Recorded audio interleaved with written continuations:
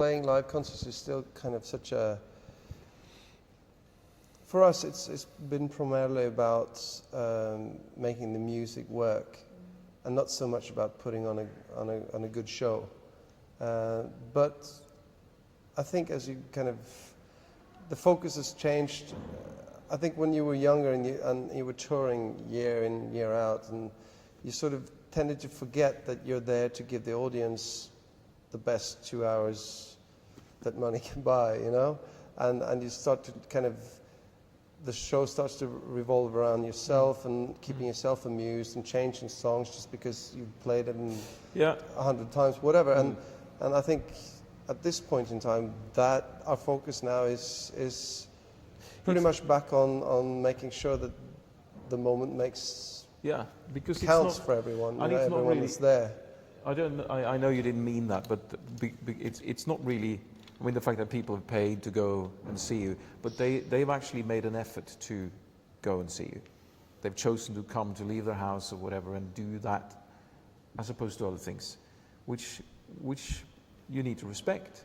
And they are there for that moment, and it lasts maybe 2 hours or whatever it is. And to be professional means that you respect that and that you relate to that. And even though you've done 10 other shows, right behind they you, don't or 50 care. other They shows, don't give a shit if you got the flu, or if you can't hear yourself, or if you kind of got a bad hair day. Yeah. All you got to do is just kind of make that moment count. And the way it makes sense to yourself as well is when it makes sense for everyone, when there's kind of a flow back and forth. But as I said, the sort of the big show has never been our forte. It's been more kind of it's not been our focus, But we're looking forward to it, and this year we're doing the iTunes Festival, which is a more intimate setting, and then we're going into the O2 Arena in November. So we're kind of scaling up and down, and we have been doing that for quite some years, playing everything from stadiums to more intimate settings, and they all provide different opportunities and different challenges, but they're, it's a privilege to be able to do that still, to be able to kind of,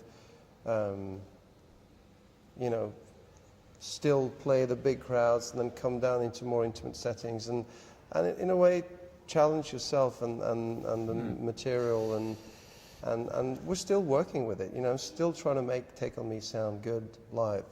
It still takes an effort. It still takes us taking it seriously and applying ourselves and that's it's not something to be taken for granted. It's not a 2-hour job. Touring is a 24-hour job, and those 2 hours on stage is what makes the whole day make sense. And your job actually is to make sure that those 2 hours isn't part of the job, isn't just a part of your job, rather. That's really what it means to be professional about that as well. And we've got some way to go there. And it's this album has been an exciting album to make, and I am really looking forward to doing it live. So it's, I am approaching 50. I'm 50 this year, and that's kind of a funny thing. One day you'll learn how to be a pop star. And one day, possibly. No, and it intrigues me that I'm still that it still fascinates me, and because I am a picky bastard. I'm sort of opposite. I'm fascinated by the fact that it intrigues me.